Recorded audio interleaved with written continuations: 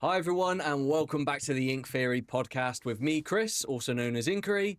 Joining me, as always, is CharltonTCG, but also joining us today is LD. But being mates, I'm just going to call you Steve. Welcome to the podcast, mate. Hey, thanks, guys. Yeah, really nice to be here. Been looking forward to it for a while, and yeah, I mean, we've spent a lot of time chatting before. Should be a good talk today. Yeah, cool. So, chaps, in today's episode, we're going to be unpacking DLC Ghent, talking about some decks, potential bans, judge calls, take back rules, and so much more. But Steve, I wanted to start things off by asking you how your DLC went. Yeah, I had a great DLC. Started out 7-1 on day one, playing Oh, red purple. So I was, yeah, really good start, and I was like outperformed my expectations. So that's great. I think anytime you make day two, you should be very happy with yourself. So even though I had high aspirations to hopefully requalify for Continentals, I'm still super pleased with the run and didn't go home feeling too sad. Came to a quick stop in day two after a good day one. But overall, just had a fantastic time. It was really nice hanging out with people. Nice to catch up with everyone. Nice to meet like friends from the States and everything that have just not mm. met in person before. So yeah, it was really good for me. I had a great time. How was yours? Well, ours didn't go quite as well, did they, James? No, no, I was angry. I nearly quit the game. No, well, you almost quit the game every week. So what's new there? Well, to be honest, I spent a lot of I practiced so much, and it was really weird to, um, like I went 2 and 3, and the losses just felt uncontrollable. Mm.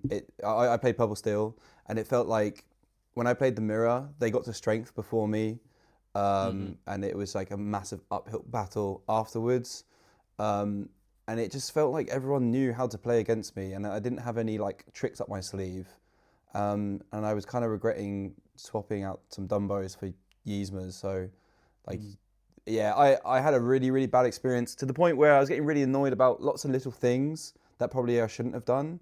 But the only thing that kind of kept me in it and make me enjoy like the whole experience was like all the people. Like it kind of they all the people, like especially on the Sunday, like saved it for Yeah. me to make me want to play in the next one. Mm-hmm. But in terms of like deck choice and deck building, I was just all over the place. It was rubbish, I rubbish. think that's good though, because I think a lot of people will be in the same boat as you there. Yeah, well, a Mm. lot of So people, right? More than exactly. yeah, yeah, So there's going to be more people that quote unquote crash out, but actually there's a lot of things you can take away from the weekend. Like how do we get better? How do we improve? How do we take the little wins and silver linings and stuff like that? Well, I actually was really put off by being there all day Friday when mine was the Saturday. So Mm. I lost every sense of like mind game or like mindset, sorry, when I was watching people play Friday, going through the emotions, watching so many people go, "Oh, yes, I've made two. Oh, that was so close." And I was like, "Oh, I still haven't done it." So it like intensified my desire for day two that I actually couldn't control that pressure, which is really weird because I'm come from a sporting background. So usually most of the time I'm kind of like quite calm, but Friday threw me off massively. I don't know if you guys have ever been in that position before where you've like a tournament split over 2 days in like the Mm. first bracket is split into 2 days. Watching people, I was exhausted by the end of Friday because of Yeah, based on how other people were doing. Right, yeah. I I didn't feel mean, fresh. I think you've hit on a couple of different things there. There are possibly a couple of things going on at the same time. The first is like the pressure that comes with knowing that half the cohort of people already have achieved what, or the people that are going to day two that they're already locked. You sort of feel like Yeah, even though you understand the structure of the tournament, it can feel a little bit like you're behind the curve playing catch up. Like all these smiling people have locked day two, and now you have to do it. You sort of feel higher yeah, pressure to perform. But there's also just like the exhaustion and fatigue that comes from it, which is you want to, like you say, you want to play when you're fresh. One of the things I really learned this weekend was that I think I have like one good day of play in me. I think I've got I think I can do a high pressure tournament situation for exactly one day, and then Get in my the zone. adrenaline. Yeah, but more so the thing that carried over for me, which is maybe a little bit of what was going on for you Friday into Saturday, is that I was mentally fatigued. I was very tired, but also like my body was super high energy. There's lots of like oh, the word escapes me now.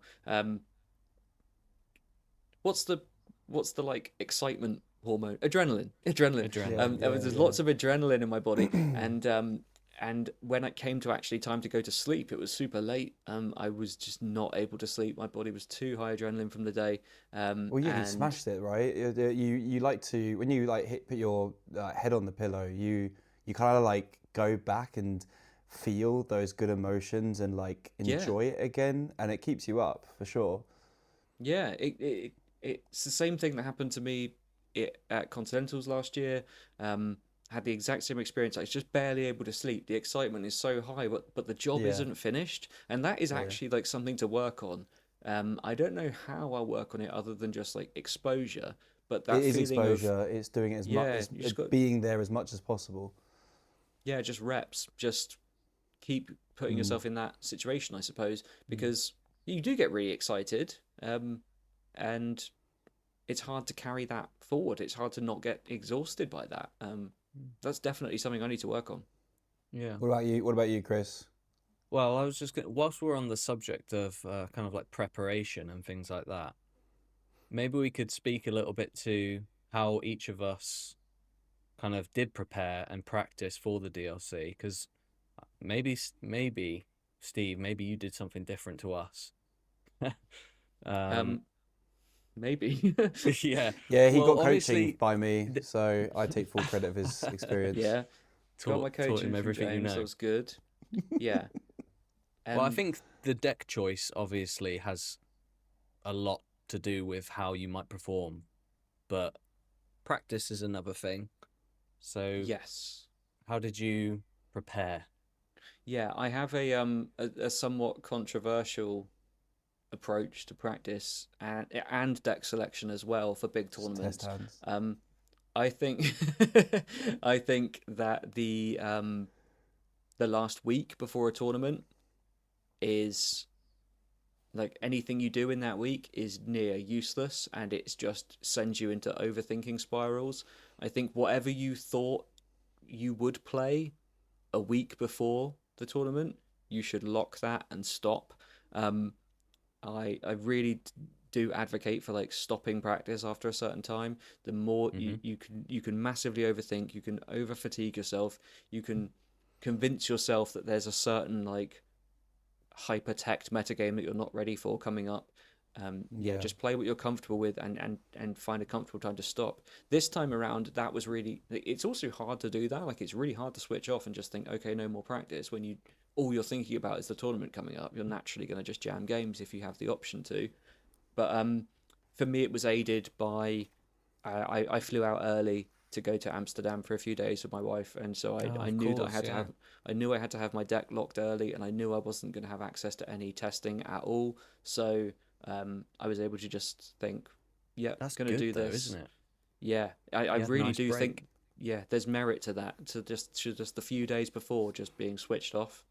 I really, it sounds quite counterintuitive because I do like you do need to practice and you need to practice a lot, and however good I am at the game is only achieved by playing literally thousands of games. Mm. So I'm not saying don't practice, but I really do think that once you've found something you're comfortable with and you think it's a reasonable choice into the metagame, like switch off and stop making like minute decisions based on small changes in the week running up to it, because for me everything I've observed is just there's not much value to that and just sends you in the wrong direction. I So think it's really good advice. yeah, I think I even said that to you, Chris. Like, I think you said like, why don't you play some games? And I said, uh, I think on Thursday is like the day that I kind of like lock in my deck and don't pick it up. Mm-hmm. Um, and I accept what I've got, and so I don't want to overthink things. But being in that room on Friday, I think I would love to have seen and felt the idea of actually doing a couple of or doing a core constructed on the Friday instead of walking Mm-hmm. around. I was in this really weird limbo, which maybe one day you guys will feel this, but it was really, really weird where I was really, really tired. And it was Jen's first DLC, and it's like a massive, massive, massive thing. And I like my body wanted to go to sleep because I got in at 1 o'clock in the morning, but I wanted to be there for her. So in hindsight, if I had like maybe played some core constructed, then I could get a feel for it. Or maybe if I just went to bed, I could have been fresh. But yeah, like locking in a deck really early is a nice feeling. But I don't know if you guys had this sort of thought process as well. I think we all know that Dogs is just incredible. I started playing it a week before, but I just didn't think that was enough to warrant me picking it. But I think it would have just taken so many of those early round wins to put me in a good position. Maybe, that was some regret. It's a hard deck to pilot, but yeah, you might be right in that it could have, its sheer power could have got you to a point. But yeah, what do you think? Yeah, about you're that, 5-1, right? And then you just need like to make sure you don't. It means you can lose a game, right? Yeah, I mean, I was in the same boat. I did consider playing it. A couple of weeks beforehand, I started to get some reps on that Sailor version, or what came to be known as the Sailor version of Dogs, and I felt reasonably comfortable with it. I understood what the deck was trying to do and what its lines were, but it wasn't fun to me in any sort of meaningful way. I didn't think that I would have a good time playing it, so I backed off as well. I really, it's not the first time this has happened where there's been a significant panic about one deck in the run up to a DLC, and it forces you down this decision tree of you get three choices. Do I rush to learn this quickly and try to play the deck that I think is broken on limited practice? Do I go one step ahead and try to play a deck that I think is capable of beating the broken deck but has some bad matchups? Or do I just stand firm and continue playing the thing I've always played, I'm most experienced with, and I can do well? And there's no right answer there, because there's merit to all three, merit and drawbacks to all three of those things. And the worst thing that you can do is sit undecided between those three options and spiral, constantly thinking about all of the lost opportunity that you gain, that you lose by choosing any one of those three paths, right? That you're going to beat yourself up if you do play Dogs and if you don't play Dogs. And that's the thing, that's the feeling I really dislike, is like, this is the right choice, but it's the wrong choice for me. So whatever happens, I will feel bad, basically. I think a lot of people would have felt that way as well. Yeah, it's definitely interesting that you said that, because I think I'm right in saying that Purple Steel's your bread and butter, right? And you didn't play Purple Steel, so yeah. Amethyst Emerald would be your bread and butter. Yeah, I mean, Green Purple was my bread and butter for a very long time. It's not been particularly good for a long time. It had flashes of brilliance the start of this set, with the Snowfort builds, but they unfortunately, they really yeah. First of all, Snowfort is really bad into the new take back rule, which is something that I know James is excited to talk about. Yeah, second of all, just when everyone started playing Chromicon Answers, like, we just randomly got hit by that, and it made the Snowfort decks way worse. So that was, I defaulted back to Purple Steel. I didn't play Purple Steel for the exact reasons that you said, for what you said your experience was. Yeah. I thought highly repped, there'll be a lot of mirrors. I will lose a lot of mirrors to being the second player to strength. The great JDRR says that Purple Steel is a deck that constantly rolls 8.5 out of 10. When your opponents roll higher than 8.5 out of 10, you can't beat them. So you're like, you take the good with the bad. It's like, this is a consistently strong deck, but against a bunch of high rolling Dogs players, you're still going to lose. I really didn't want to be there. I just thought I need to take some form of gamble, swing a little harder, and lean into something that I think like has a bit more polarized matchups. But if I find the right things that I expect to be a large portion of the field, I could gain some edges there. Yeah, I haven't lost to any dogs in the last 3 weeks with Purple Really? Steel. And Wow. yeah, every time I play against it, I beat it. So it's just a weird. It was the mirror. It was Amethyst Amber that was incredible into me. It Yeah. just felt like whatever I sequenced just never. Everyone had answers to everything, and like Yzma never drew 3 cards. It was just like Sure. I am, and then it fell into the core constructed into Sunday where it was just like I'm just losing every game. It's like nothing. None of my games is requiring skill, and it felt I was in a really weird place. But like, what's really cool about what you chose to pick was, I think, based on your list. I don't know if Chris is getting it up or not. It's up. You probably had some cards that people had to read, right? And so that Yeah. feels good. Yeah. Yeah. That's one of the other things that if you know you're going into like a field with a pretty well established metagame where people, you're expecting a DLC is huge and you're going to play against the best players in the world. They will have lots of experience playing their decks for a very, very long time. Sometimes there's also a lot of value to just like doing something that disrupts the normal flow of gameplay for them. A very experienced Blurple player, for example, that has been jamming the deck continuously since rotation, can execute their game plan on almost full autopilot. They know Yeah. exactly what to do into all the main decks of the metagame, so you have to find a different way of attacking them and make them make some new and interesting decisions instead of just being able to just mentally check out and execute the same game plan over and over. Yeah, that did feel good to have some of those things that sort of, messed up game plans a little more. Cards like And Scrooge make people think. they do make people think a lot. It's really hang on, nice. hang on. Didn't some people not think with Scrooge in terms of it being boosted till it turned into a tower? Did people like Yeah. ignore it? Yeah, it gets ignored, and then you draw 7 cards off it, so it's great. Yeah, that can happen. Yeah, totally.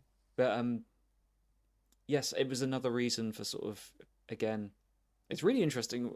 Before I move on too quickly, the fact that you've not lost to dogs with Purple Steel is like really impressive. That's I want to know who you're Oh. playing. That No, ends- I was playing a German like team player at the CCQ, and you came over to the game, Chris. Do you remember? And Oh yeah, I do actually. Yeah. yeah, mate, it was insane. I was just and that list, I had no outs to the Chromacon, so I was just going really, really wide, and he ended up not having too many characters, so the bounce was just a bit weird, and it took. But He kind of like How are they not stalled singing me Under the hard. Sea against you though? Just keeping it off them, Nah. I suppose. But it was 2-1, but I won die roll, so Okay. But no, I don't think he sang Under the Sea against me. I don't know if it was like before the Sailor list that people were playing like maybe 2 or 3 yeah, Under the Seas. they had much lower Yeah. numbers before. Yeah, Maybe that was probably it. But and then I played 2 then, and then I played, I think my only 2 wins at the what's it called, at the DLC with dogs. I don't know. I played a lot of dogs. I don't know why I got scared to play it at DLC. I've played against it a lot, and I've played it. I've got top 4 at the European Set Champs Influencer one, which is probably not that great anyway. But yeah, I really regret not playing it because I like yellow green as a color. yeah. Whilst we're on the subject, let's talk bans. Some people are calling for bans. Where are we with Nah. that? Nah. You're a nah. Steve, where are you? I have a really specific thought that I've been looking forward to this conversation because I want to share. There are lots of people that are on the no side of bans, and the thing that's getting. Before we go any further, I'm also not for a ban at this stage, but I don't like the way that people. I don't think that some of the things that people are saying are quite correct. There's a lot of like So on impulsive. Twitter and Yeah, I agree. yeah, on Twitter and in streams and stuff. I've seen people a lot saying, "Oh well, nobody's even trying to play stuff that beats dogs. How can you call for a ban when you're still playing Blurple, Doesn't for work example? like that. It Yeah, doesn't work like that yeah, at all. it really, really doesn't work like that. And I'm like quite surprised that some of the people that have been saying that stuff, they're highly respected players and personalities in the community and stuff. And it's just like, if you say that, okay, you can beat this deck, just build for it, nobody's really building for it or playing decks that are good into it. The metagaming as a concept is about working out what the conventional logic is and going a step further to beat it. Yeah. So if the conventional logic is just play something that beats dogs, then it becomes correct to play Blurple again. It's like these people aren't wrong to play Blurple into a dogs metagame if they're expecting everyone to try and counter dogs. It's not like nobody's It's always trying been a to. trifecta. Yeah, it's completely cyclical. The arguments for bans like in this game are primarily made on like toxic play patterns Impulse. and decks that warp the meta too much. I do think that like the way dogs plays at the moment is borderline, but we've had borderline stuff plenty of times and we've survived. I think it's. Or I might be saying something different if it was like, if imagine Blurple was as good now as dogs is, and after also being dominant for 2 sets, then I might think, right, I'm so sick of this. But like, I think my issue would be, sorry, I think my issue would be if there was no set rotation coming up. yeah, I think dogs would just be forever on top of the pile because it could just go underneath everything and then it also can board wipe everything. I want to, I don't know if I don't know if I've said this to you, Chris, but I don't know if you know how some ban lists happen in One Piece. Do you know, Steve? no idea. Okay, so what they do is they sometimes they just outright ban cards, but some cards they clearly just want everyone to play all the cards, right? So what they do is they ban a combination of cards. So it'd be like you can't have this purple card with this leader. Oh yeah, Right. you've spoken about this before. Like, Sure. This Yes. is actually a really good way of doing it. So my brain is like, right, Tramp and Under the Sea can't play. You can't have them in the same deck, right? Yeah, perfect. Or Perfect Comic solution Con, for me. right?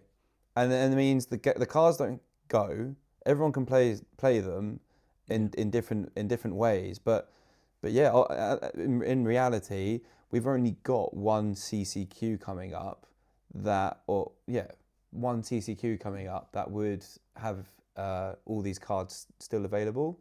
I think it's like after that, I think is it set 13 or is it set 13 where everything gets rotated out. So all the Tramp stuff and Lady stuff goes. That's why I'm in a bit of a pickle buying like that core again, because what am I going to play it for 1 or 2 set champs and then I put it in my infinity pile. But yeah, I think it's ludicrous because of set rotation. But I would love it if they could. I don't know, Moyen, if you're listening, have a look into if you could like what would the games be like and the game state and the meta be like if you just like separated a card away from a deck list. Sail and Genie. Yeah. Yeah, Sail and Genie. Yeah. Oh yeah, it'd be wicked. Yeah, it's really interesting. Yeah, I've never thought about that before, but it would actually go some way to resolving like one of my biggest problems with balance in the game is that like right from the start of the game, it's always had a bit of an issue. These situations keep coming up where the best answers to problem decks or problem lines is the same thing but done first, which is like if the best way to beat dogs is to play dogs and under the sea the dogs deck first.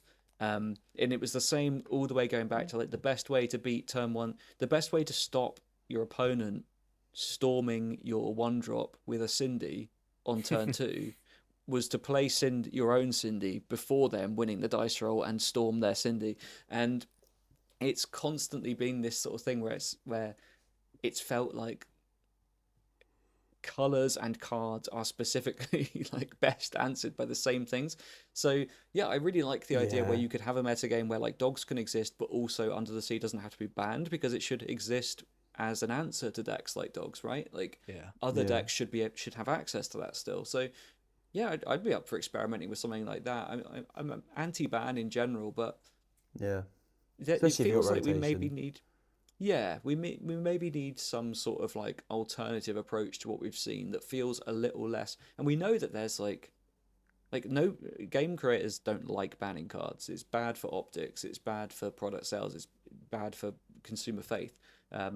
Finding ways to just restrict versus ban, I think it's worth exploring for sure, because Yeah. banning Those is so lists don't final. have to last forever either. They could be temporary. Yeah, yeah, Yeah, absolutely. and like you're talking about, obviously, whenever I'm in the mirror and I lose die roll, purple steel, it's like you're just praying, please don't, they don't have a have strength. it. Please don't have a strength. Mm. And I think it's really weird. Like, I think if when you're picking a deck, I think dogs is just the best deck because it can beat itself, right? Yep. And then obviously beat the other two quite well. But you're right. Playing a game where they can just, the answer to themselves is winning a die roll, is not fun. It's not stimulating. It doesn't feel that great. I said to Chris, like, I did play. I think, I don't know if it was it was my second win.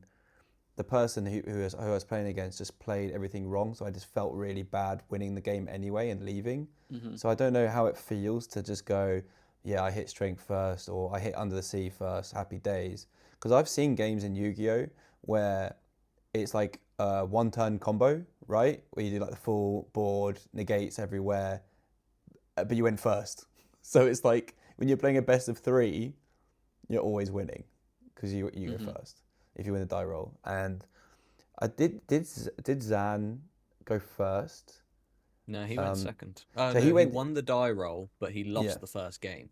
Yeah. So then in that last game, he didn't go first, did he? I think he just saw Under the Sea first, right? And that just completely killed the game. Yeah, there was no way that's back. what decides that mirror is finding the under the sea first, because I've seen people go first and like triple tramp by the end of turn 4, and they just haven't filtered to an under the sea, and then the opponent single tramps, finds it immediately, and wins the game. And that's that's a bit of a heartbreaker. What's bad is he sung Under the Sea without tramp, right? Because there's like another way into it. Yeah, You know, the having lady the shift shift. lady and being able to play on 3 ink and be that disruptive. Yep. It doesn't feel right. It doesn't feel like that's how they made they wanted to make the game. Like, I don't know, a lot of people talk about Fabled being this really weird set that was pushed and stuff. Like, how conscious was the decision for Under the Sea to be reprinted and to cause this much problems? I don't know. I don't think that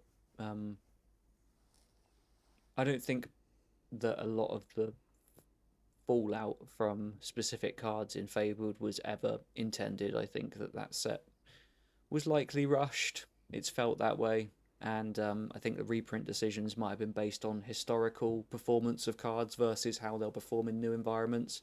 It's just my theory, because these issues just keep pointing back to it. Like, a card like Under the Sea feels like super innocuous to reprint. Like, it didn't do all that much previously outside of the Amber Emerald deck.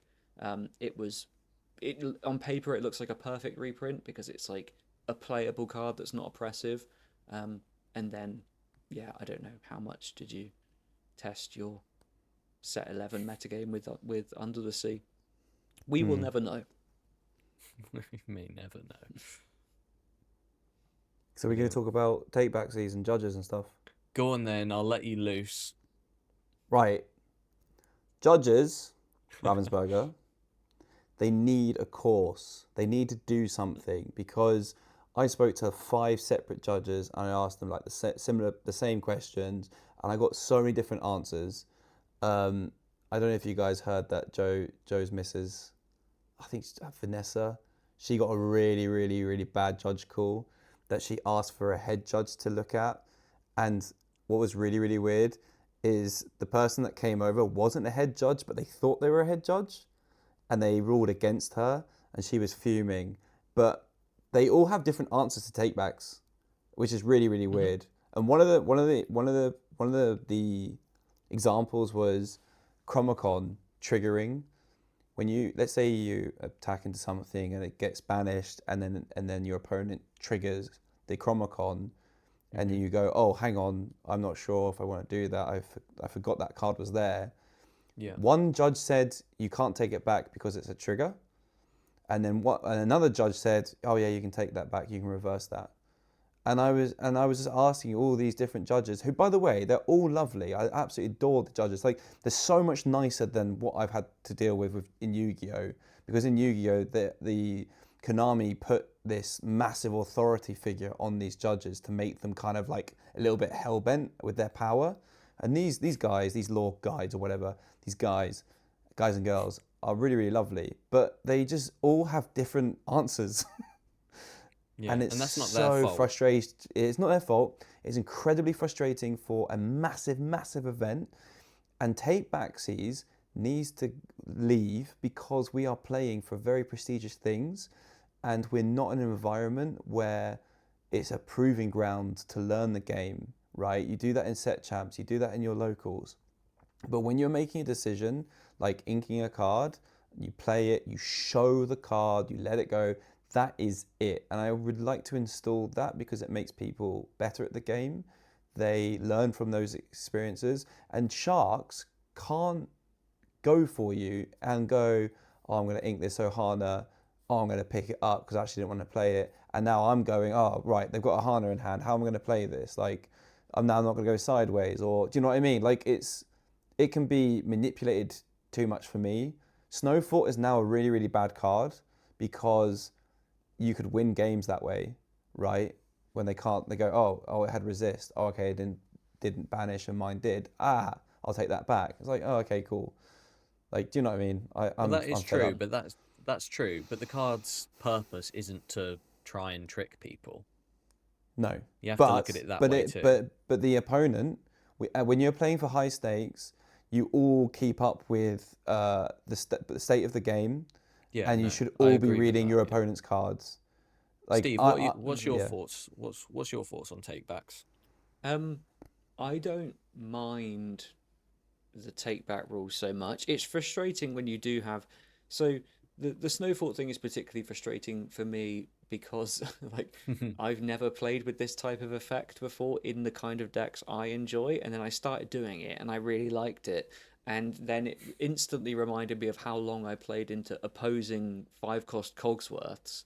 And every time, before the take-back rule was introduced, every time I miscalculated based on resist that I didn't remember, I suffered from it. And Same. now that I have the chance to do that, now the take-back rule exists. That's like a pure like personal point of frustration. But it's not like, I'm not that bothered by it. The biggest concern for me is that it's not being enforced consistently, and like as a rule, it's okay. Like in general, any way you want to change the rules is sort of fine with me as long as it's consistently upheld everywhere. So I had a judge call, because if you ever, first of all, every single take back has to be approved by a judge. Yep. You should call a judge when someone wants to take something back, and I challenged something with one of my characters, and I immediately realised, oh, there was a more optimal sequence of challenging. I've done nothing. I banished one of my opponent's characters with one thing, and then started looking at the rest of my challenges, and I thought, oh no, I want to reorder. Can I take back that last challenge? So called a judge and said, hey, no new information's revealed. I just did this. I immediately said, hold on, can I challenge with something else first? The judge that came over said, no, once a card is in the discard, that's final. And I said, absolutely not. Appeal, please. and they pulled over another judge who said, yeah, absolutely, you can do that. So yeah, it's concerning. Gosh, it's concerning that it's concerning that it's not being upheld because like, but first of all, I should say as well, like a reasonably senior judge who's a close friend of mine came up to me on Friday at the event and said, if you have concerns about anything, make sure you appeal. Like went out of their way to say appeal everything. I think it is known that the sort of overall quality and standard of judging that's required is not quite there. And again, I'm not trying to put blame on individuals, because the judging staff are lovely and they work super hard, but we Yeah. seem to have this environment where very similar groups of people judge different TCGs, right? Like these, Yeah. you see the same Magic judges and at Yu-Gi-Oh, Magic, Yu-Gi-Oh, Lorcana events. There are people who are essentially professional judges, but they're not professional Lorcana judges specifically. So when you're maintaining knowledge of rule sets of so many different games, like I could understand how some things would slip. I don't know how you solve that, because you know it's a temporary job. It only exists during these events. People are absolutely trying their hardest. They have good intent. None of them are ill-willed or sort of using their power in a bad way. I don't know how we sort of fix it, but yeah, certainly I've seen incredibly inconsistent judge calls, and I don't know what the answer is. Like everyone says we need a judge program, but I don't know how much does that really help. I guess like some sort of course. If there was a mandatory course, then good. It's a good start. But yeah, Well, I you're just never don't going know. to know all of the rules, are you? So I think something that might help is just give the judges like a really easily accessible app on their phone that they can almost like control F a rule that they need to check up. So every judge call that's made is referenced to the official law, Yeah, official rules.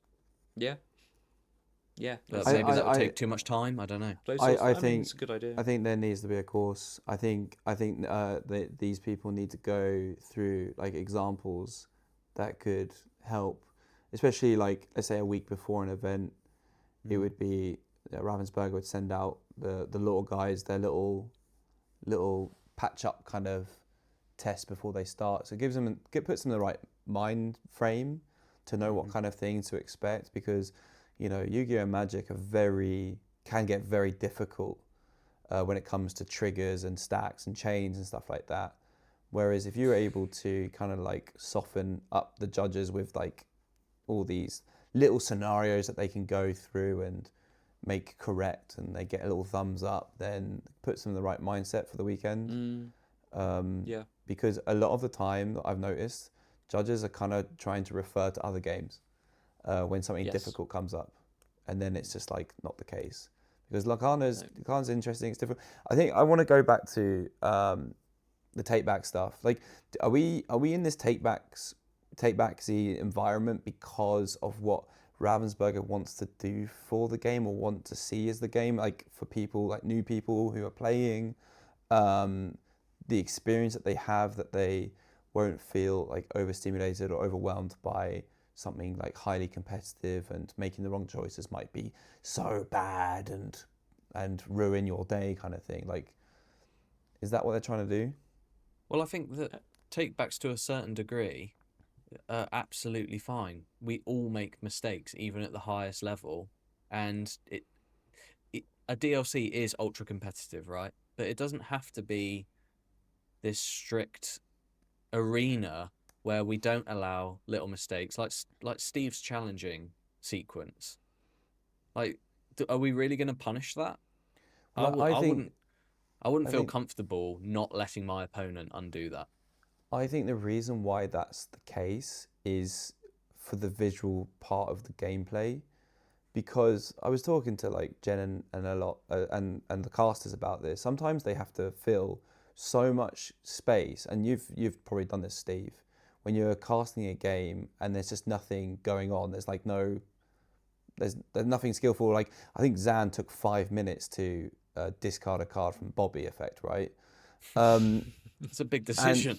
yeah, I know it is a big decision in the final, but I think they want the game to look flawless in terms of like decision making on set, and I think if you started seeing people make mistakes and they had to stick to those mistakes, it's a more difficult watch in terms of gameplay and a viewer on stream watching the game, if it makes any sense. Yeah, maybe. I think. Yeah, I do see that.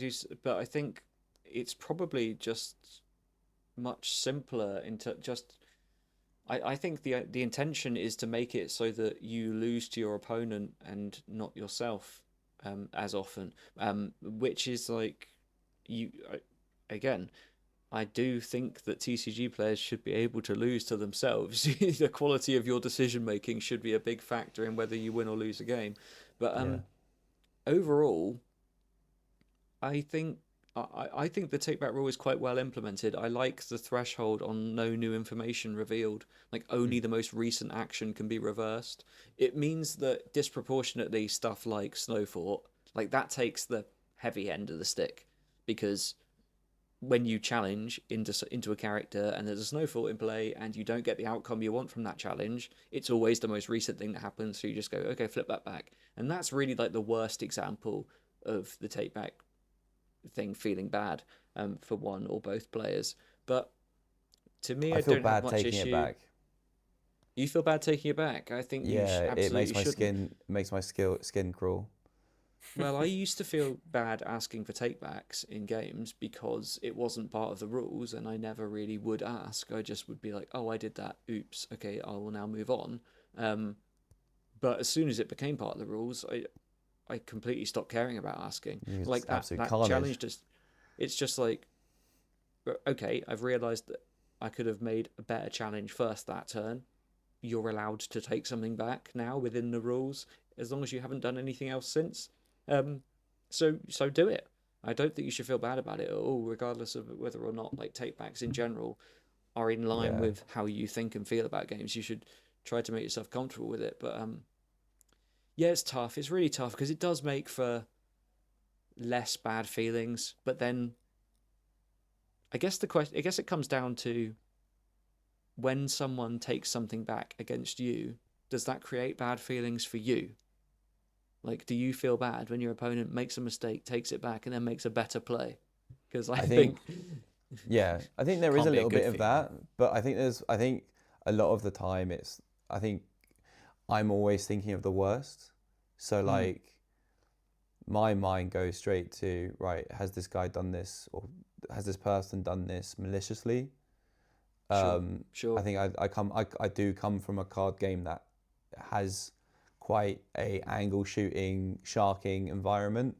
And so, yep, like I said, when I just said to you, I feel bad taking something back because it goes against my principles of whatever you do, that is what you're doing. So my decision making is in my headspace, right? Rather than visualizing, I visualize it rather than moving things about and then go, oh no, I'm not going to do that, right? So like, Yeah. I'm really worried that this game will invite these kind of people that will angle shoot and manipulate the take back rules, even though it's such a kind I've way of just saying. thought of an example. It's not a personal example, but something that maybe we should talk about is at the highest level of the game. Imagine it's like a final of a CCQ, DLC, world champs, whatever. Imagine if let's say it's a dog's mirror, and you ink an Ursula or a Mowgli, and you see a reaction in your opponent's face of, oh my God, thank God they just inked that Ursula. sure, And then you Mm, take it back because you now know that they have Under the Sea in their hand. mm, Like, it's like it comes down to reading people's faces. It's like yep. a game of poker. yeah. So maybe I don't know. I think I'm still torn on the whole thing. I think that's a really good example. That is and maybe that's a great example because I think it kind of bridges my perspective with James's, which is that like I like the rule as it's written, which is Yeah. you can take something back as long as no new information is revealed. Now, how you define new information is where it gets really Yes. Good interesting point. Good point. because new like if it's new information, as in like a card was drawn or a further play was made that revealed something that was otherwise hidden information, then obviously no take back for you. But what about when the new information is gained through body language or an opponent's response? That's where it gets really muddy. And that's where I completely get that this Yeah. does create opportunities for angle shooting potentially. You would hope that it would get shut down pretty quickly if somebody was doing things like taking back their turn to ink option quite a lot. But Mm. with the challenges we've already talked about with judging as well, How do you enforce it? I don't know. Yeah. Maybe. Yeah, I don't know. I will agree that part of it does certainly concern me. Food for thought for the listeners and people watching. Maybe leave us a comment on your thoughts on the subject. But for now, maybe we should move on. Something that I kind of wanted us to talk about before we wrap things up is like going forward. We have set champ season coming up. We have What do we have? set champ season. Oh, sorry, I didn't hear you say set champs very well. You went set champs. Sorry, sounded like you had a little hiccup. Sorry. Champ season. Sorry. We have CCQs. We've got there's a DLC happening this weekend in Taipei, right? Mm-hmm. What do you think the metagame's going to look like going forward? I think everyone's going to be playing dogs because I think everyone wants that Tinkerbell promo because it's the best card ever created. My thoughts. Yeah, that Tinkerbell. I'll say it's lucky that the mat is beautiful. It's lucky that it's a really nice mat. Is my official view on set champs this time round. Because boy, oh boy, they sure can pick them on those promos. It looked like it was all going to turn around when we got Mal Dragon, but then it's just straight unplayable stuff. Right, just back to not even that. Right, you have a Rockstar Lilo there. Mm-hmm. You also have a set that is pretty much Darkwing Duck energy, like yes, and winter, like. Why one little Tinkerbell? I mean, and yeah, sorry. I'll say it. It makes absolutely no sense to me, but maybe it must make sense to someone. But waifu tags. I think we're lucky. We're lucky that the mat is beautiful because there is something nice to compete for. Definitely. Do you go to set champs? Yeah, I go to them. Yeah. And bring the spice. I have to go to the same ones as Steve, which is both a privilege and a pain. pain. You guys, Chris always says like you have like 30 people turn up to yours, and like Chris is just like struggling to get into top 8. Yeah, it's hard. I've done okay recently. Southwest has a really good, really strong community. It's largely the same players at each set champs, but it's Luke. Yeah, Luke is fantastic. There are a lot of fantastic players that are really, really strong. You know, Max in Plymouth as well. Like he just qualified for Continentals in Ghent. Like it's a really, really nice group of people. It's also very competitive environment.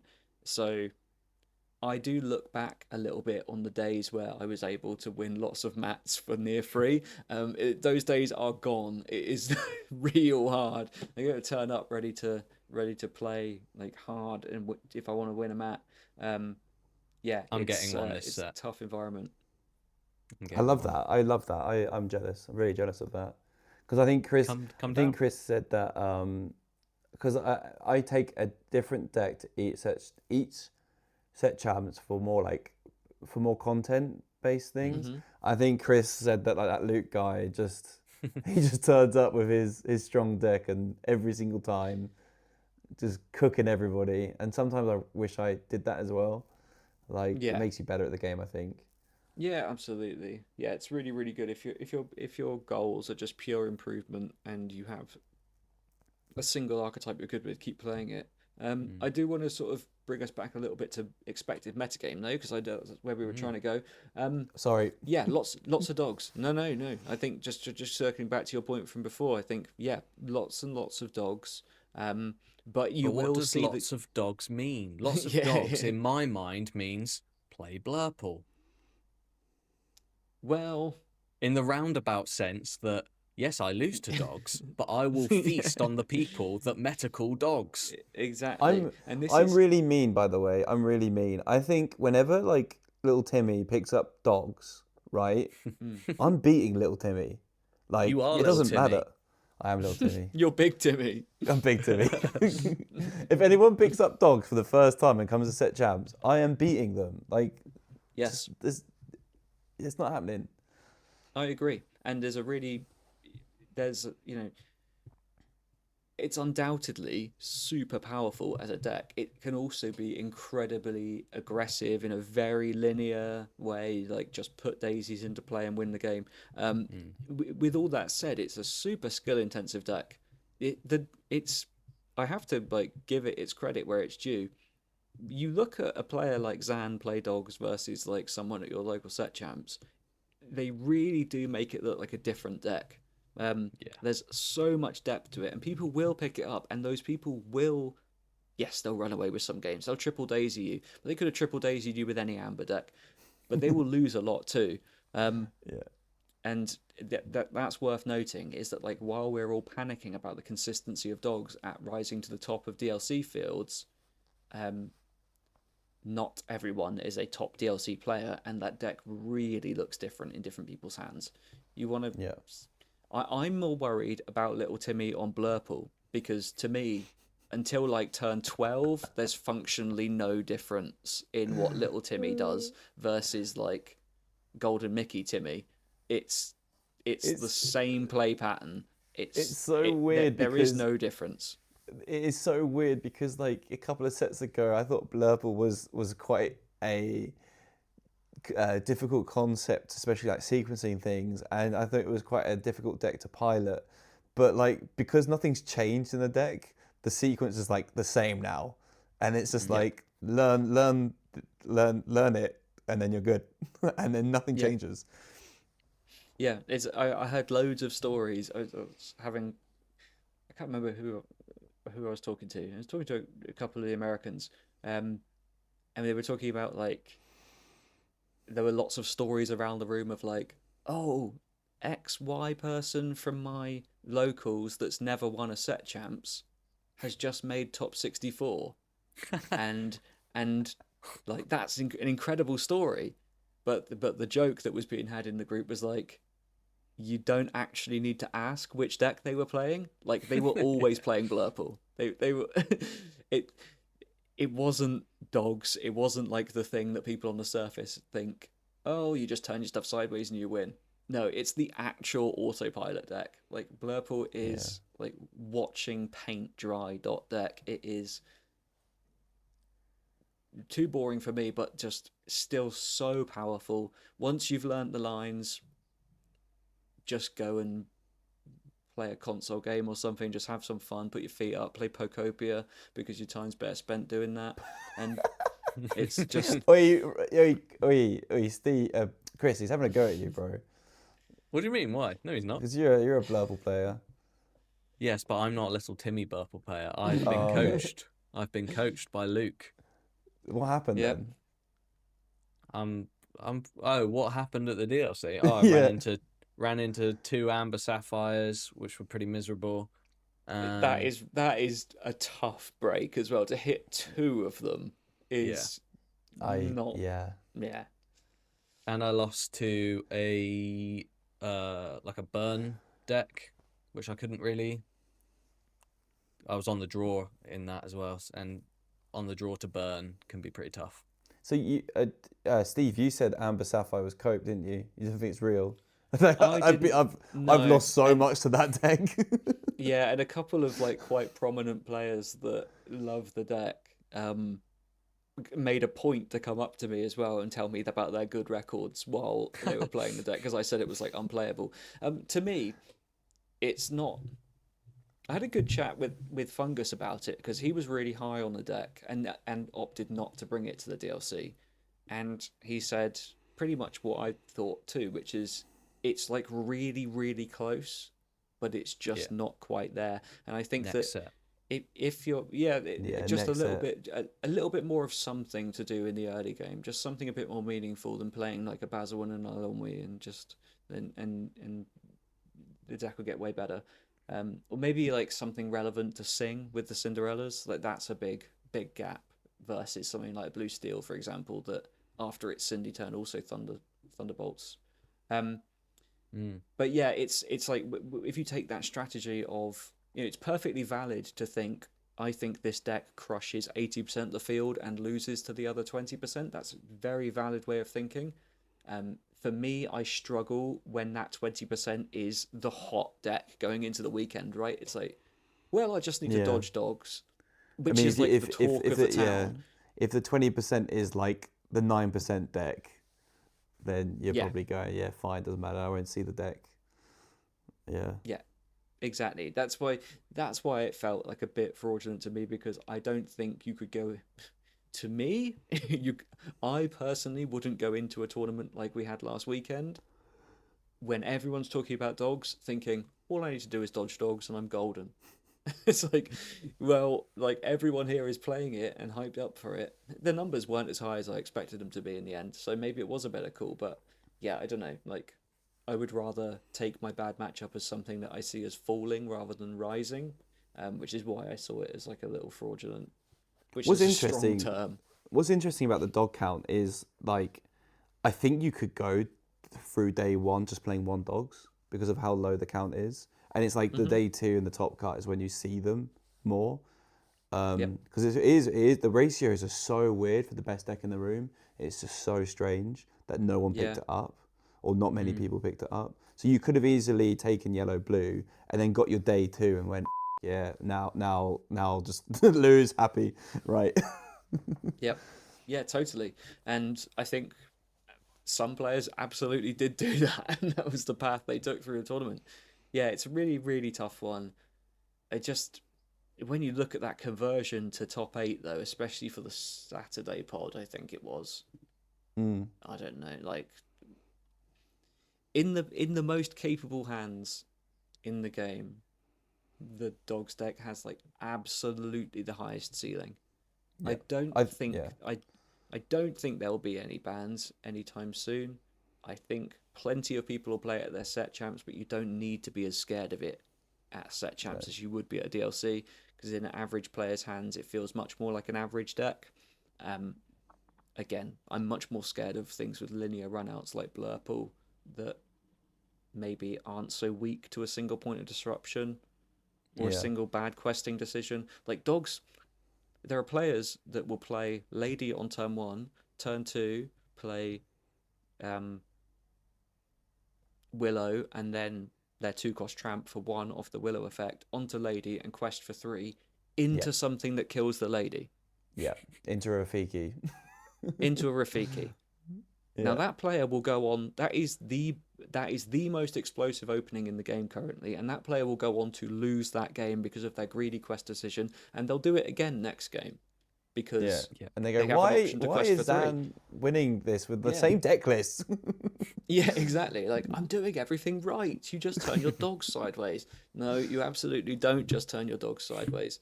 It's a little more nuanced to that. It creates windows to lose to itself. Like it's glass cannon. Yeah. Glass cannon's a good way of looking at it. I was just gonna say something about set champs. I was wondering if we could all do a set champs, obviously not together, but like all play Steve's list at one of the set champs. The same deck. Yeah, same deck, same deck. Yeah. So I was wondering, Steve, are you going to be going to DLC Dortmund? I'm not. Affinity? No, I'm not. I'm not going to Dortmund. It's what have they asked you to cast?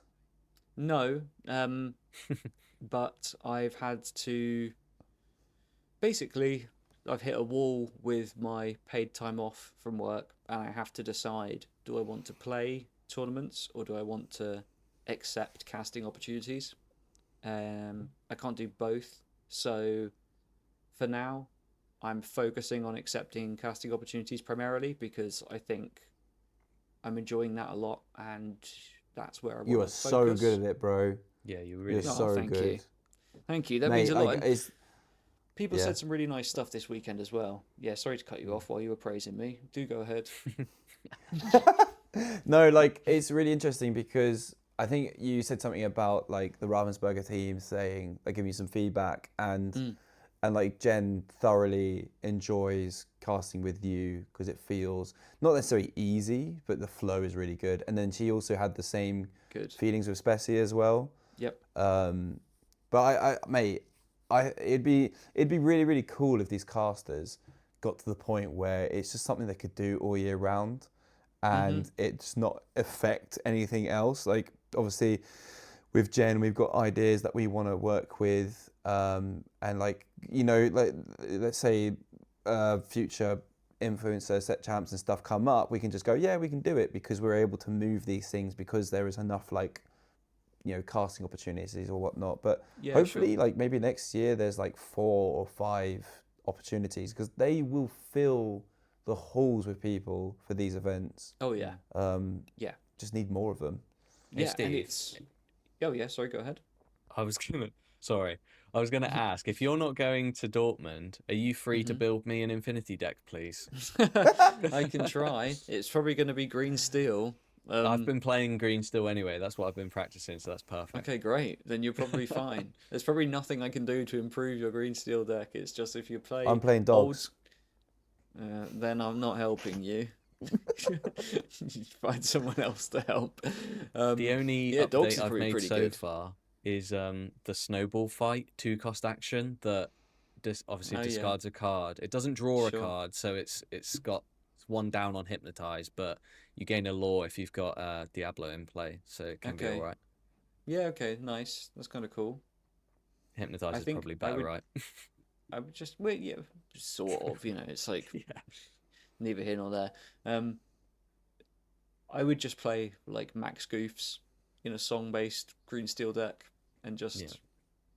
Mate, you made Max Goose expensive a few weeks ago. Yeah, for a short Couple months period of ago. time, I made it For a look good playable. good 24 hours. Yeah, it looked marginally playable in core constructed for a short while. Oh, I will say this. When you were playing Moyan, was it Moyan Yeah. in that game? Oh, it's hilarious, because I've barely spoken to you, but watching that game where Moyan turned up, where he said like, I thought this is like silly deck central, right? And then everyone was like tryharding. Then there was your deck, which won the whole thing.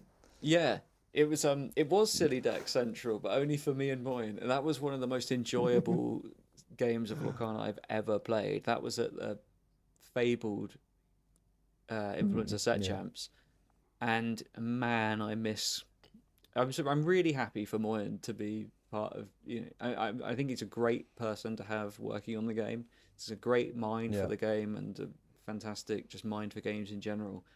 But I really wish I get to miss know him him, at things because like that because he's so many of you glaze him. Like I really, really wish I got to know him, because I'm gonna start playing bingo with Cree, and like the amount of times he talks about him, it's like he lost him, right? Or like Yeah. Well, I think so he left to work for Ravensburger really just at the time that I was actually starting to get to know him. I think I was just like he was someone that I watched play Hearthstone, for example, and so I was reasonably intimidated playing against him in early meetings. And then I realized that he's just this like super fun person and absolutely the kind of person that I want to be around at tournaments. And then he was like taken away as well. So I think like while I don't have the level of claim on him as Kree does, I do feel like it was sort of like I was shown just enough of like what could be before. I do still feel quite cheated by the whole thing. Like it was just, yeah, it was tough. But oh, I can't wait for you to feel this way about me one day. I do feel that way Maybe. about you. I Oh. really like hanging out with both you guys at events. It's really nice. It's one of my favorite things about going to tournaments. Well, this is ridiculous, because I didn't get a text on the Sunday after you lost I your don't- rounds to hang I- out.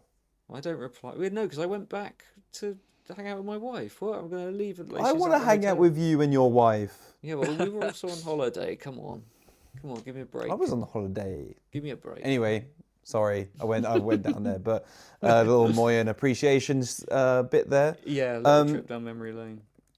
So you're probably going to turn up to Dortmund if you get the casting role. Maybe see you at the CCQ, which I'm probably not going to go to because it's during Games Expo, because I love board games and they're doing a 2-day event in a warehouse when there's board games next door. So Yeah. that's going to be difficult for me to comprehend. I think I would like to come say hi to everybody, but I'm probably going to be locking into to spending about £600 on board games. Yeah, you're going to need a good attention span to play that tournament with that level of distraction going on. So last year I did 2 rounds on the Saturday event and I did 1 round on the Sunday event and wasted like 60 quid. So I'm not going to do that again. No, that CCQ will be for good. us, James. Yeah, I'm playing. So yeah, make sure I'll you represent. 2 invites on the line is well worth playing.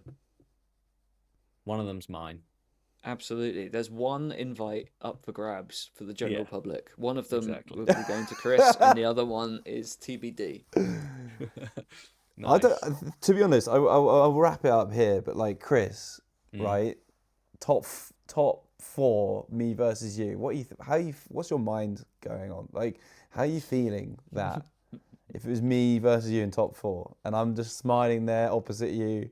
Well, what are you it saying? Depends. Are you winning the dice roll again? Yeah. You okay? So you win the dice roll again.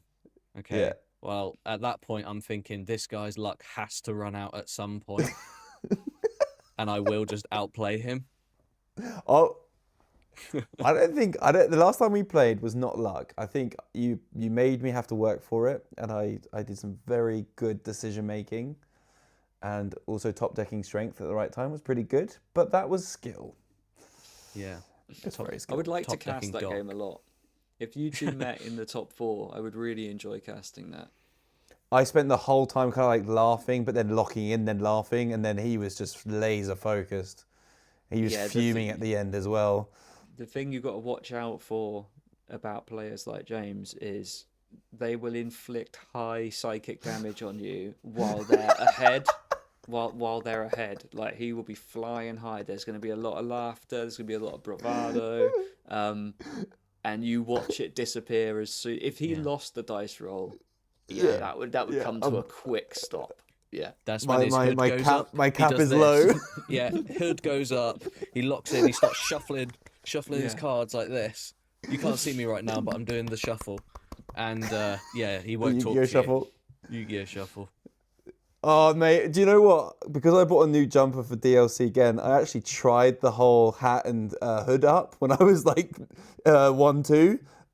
Didn't work. So. Yeah, I really think you might have been overthinking things, man. Like if you were like specifically dressing for like locked in behavior, like you got to loosen up. You can't put that level of pressure on yourself. Well, I couldn't loosen up because I barely saw you and your wife, and she was like, "Oh, I've heard a lot about you," and I was like, "Really? That's great." And then let's be friends, and then she disappeared. We just went off and walked around. Wasn't much more to it than that. You were in an event. A judge was telling you, please sit back down, and so we could begin this draft. It wasn't like we ran away from you. Oh, screw that. Anyway, sorry, we're detouring, but Chris, do you want to wrap it up? I wanted to say first that you played 3 docs in your Amethyst Steel list. Right, wrap it up. Wait, Steve, 3's fine, right? No. I mean, you wouldn't catch me playing 3, but I know many people who do. I've known many people to play 3 and are very happy with it. I'd play 4, but lots of people that I consider significantly better than me did play 3, so can't judge it too hard. There we go. And he just put me in that bracket, Chris. Yep. Yeah. I've never lost against Steve. He's probably not, actually. How many? Yes, you have, actually. We've never played each other. We have played at the first ever, the first Influencer Set Champs. Yes, we did. Yeah. And you were like, that was the first time we met, and I was really like, who is this guy? I was playing. Why is he carrying so much aura? I was playing green purple discard. No, bro, you weren't. You were playing purple steel, bro. Oh yes, I was playing purple steel. Yeah, you cleaned me up. You played green purple discard, and it was, and you 2-0'd me, and you went, yeah, that's a rough matchup for you, and then left. I was like, this guy's charming. Oh my god, get smoked. That is the best. You just go, tough matchup. Goodbye, and leave the table. Yeah, but you looked cool though. You had a little checkered shirt and a cool little hat. You looked a bit of a hipster. I was like, I want to be friends with this guy. So, thank you very much, Steve. Yeah, thank you. LD, sorry. Have you had fun? Yeah, it's a lot of fun. It's always fun to talk with you guys, and yeah, I know that it's Will you come on again? yeah, absolutely. I'm more than happy to. It's yeah, I know that we took a lot of detours and took long routes around some of the topics, but it makes for a more natural chat, I think, and hopefully people enjoyed the conversation. I know I did. Yeah. Cool. Well, we'll hopefully we'll get some lessons with you for our Infinity sessions. Cool. Sounds good. Yeah, we want to win that, and yeah, I hope we all see you later. Make sure to like and subscribe, and if you want to say anything important about Ghent, then put it in the comments, and we might read it. Bye. Bye. Bye bye.